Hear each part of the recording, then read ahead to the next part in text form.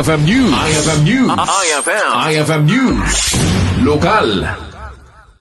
Gapo kadagiti didigra asaan ang mapagpakadaan ang kaskuma iti flash floods ken panagtudtudo na ket ditoy ang nakikoordinaren ti Philippine Coast Guard iti opisina ni Governor Cecilia Araneta Marcos. Ditoy ang napagsaritaan dagiti resiliency programs ken dagiti preparations da kadagiti didigra.